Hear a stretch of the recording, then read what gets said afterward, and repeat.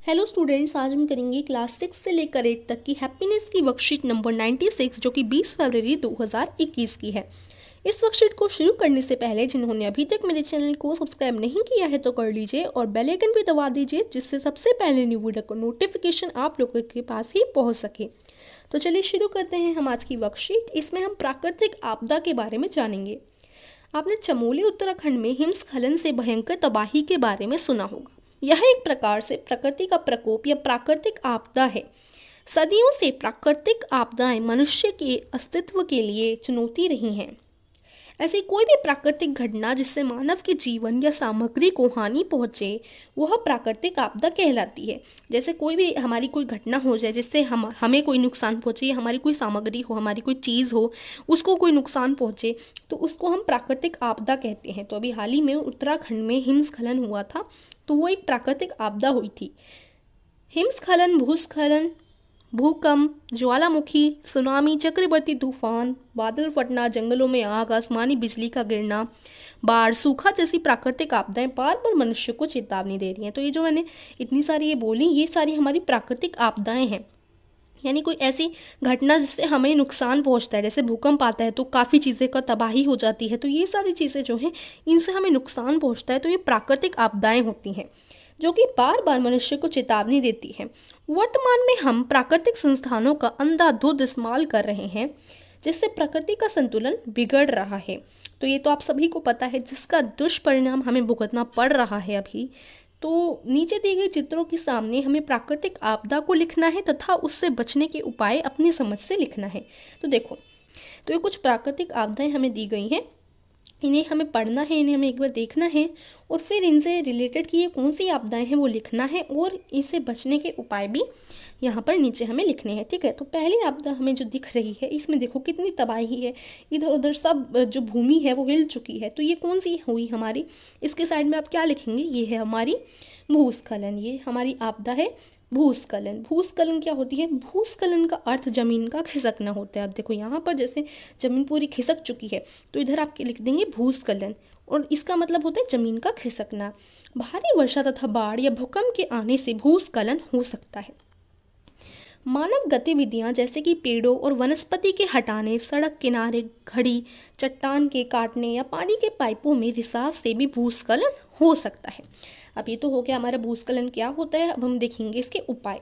इसके 3 उपाय हैं, जैसे घर के आसपास ज़्यादा से ज़्यादा पेड़ लगाएं, क्योंकि पेड़ की जड़ें मिट्टी को पकड़ कर रखती हैं। तो ये हमारे पहला उपाय हो गया। दूसरा उपाय भूस्खलन से बचने का क्या है?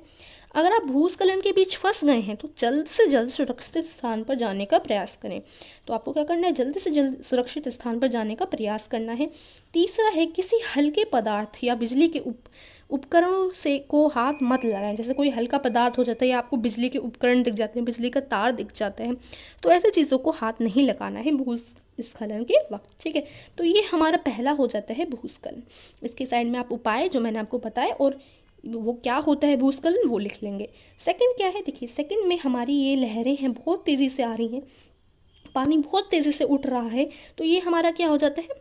ये हो जाती है हमारी सुनामी। धरती हिलती है जब भूकंप आता है, तो ऐसा ही भूकंप जब नदियों में आ जाता है तो उसको हम सुनामी कहते हैं।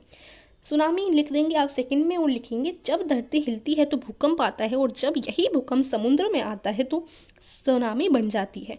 यानी समुद्र में उठा तूफान ही सुनामी कहलाता है। इसके अलावा जमीन धंसने, ज्वालामुखी फटने, किसी तरह का विस्फोट या कभी कभी उल्कापात के असर से भी सुनामी लहरें उठती हैं। ठीक है, ये तो हमारा सुनामी हो गया। अब हम इसके उपाय पढ़ते हैं। उपाय क्या है? ऊंची भूमि पर जाए। सबसे पहले आपको तट, झील या पानी के अन्य निकायों से दूर भागकर ऊंची भूमि पर जाना है। ठीक है, तो पानी वगैरह से दूर रहना है। और दूसरा है आसानी से प्राप्त होने वाले स्थान पर आवश्यक सामग्री रखें, जैसे दवा, फर्स्ट एड बॉक्स आदि।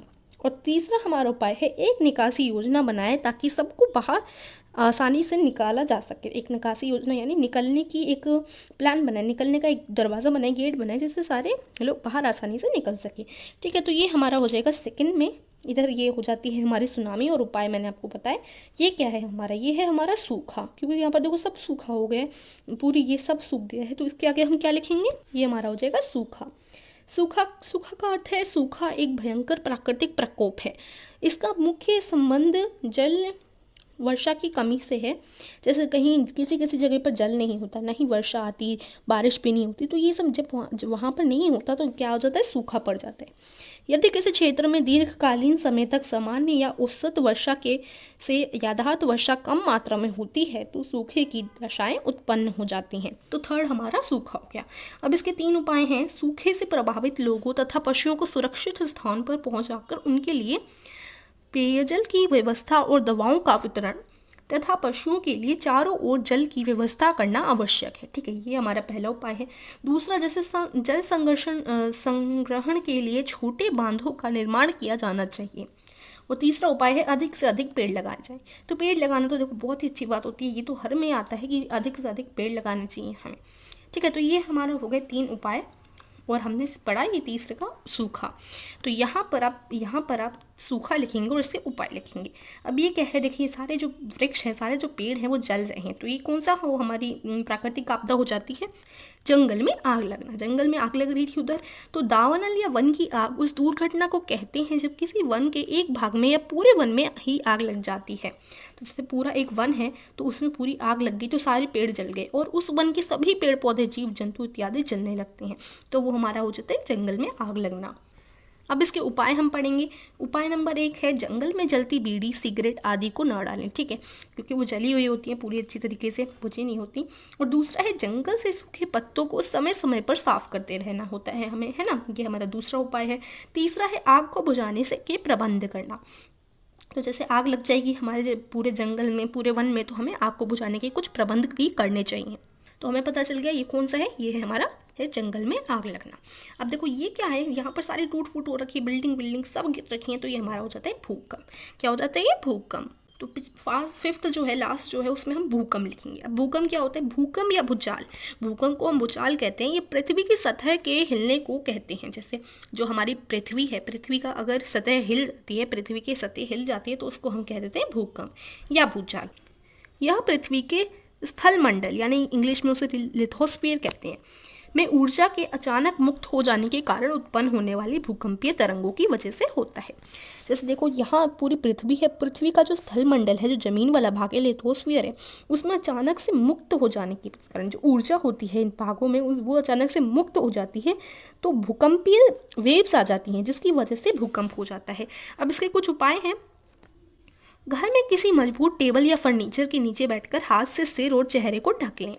तो ये हमारा पहला उपाय। अगर आपके कहीं पर भी भूकंप आ जाता है तो क्या करना है, घर में किसी मजबूत टेबल या फर्नीचर जो भी हो उसके नीचे आपको हाथ से सिर और चेहरे को ढक लेना है। दूसरा है किसी खुले स्थान पर चले जाना है जहाँ कोई चीज़ आपके ऊपर ना गिरे, क्योंकि अगर यहाँ पर कोई भी खुले स्थान आपको मिले तो उधर आपको जाना है जिससे आपके ऊपर कोई भारी चीज़ कुछ भी ना गिर पाए। ठीक है। तीसरा है अगर रात में भूकंप आया है और आप बिस्तर पर हैं, लेटे हैं, तो लेटे रहें, तकिए से सिर ढक लें। तो जैसे भूकंप आ जाता है, आप बिस्तर पर लेटे हैं तो आपको उठना नहीं है, उधर ही लेटे रहना है और किसी भी चीज़ से आपको सिर ढक लेना है अपना। देखो अगर आप सो रहे हो तो आपके आसपास तो तकिया ही मिलेगा, तो तकिए से आपको अपना सिर ढक लेना है। ठीक है, क्योंकि अगर सिर पे कोई चीज़ गिर जाती है तो ज़्यादा चांसेस रहते हैं ना, चोट लगने के डर होते हैं, इसलिए हमें तकिए या कोई भी आपको चीज़ मिले उससे अपना सिर ढक लेना है। तो ये लास्ट हमारा हो गया भूकंप। यहाँ पर आप भूकंप लिखेंगे और इसके कुछ उपाय जो मैंने आपको बताया वो आप इधर लिख सकते हैं। तो ये आज की वर्कशीट थी, होप समझ आई होगी। इसमें अगर आपको कुछ भी डाउट रह गया है, कुछ क्लियर नहीं हुआ, तो आप लोग मुझसे कमेंट में पूछ सकते हैं। Please like the video and अपने सभी फ्रेंड के साथ शेयर कीजिए जिससे वो भी जल्दी से जल्दी वर्कशीट को पूरा कर सकें। Thank you for watching.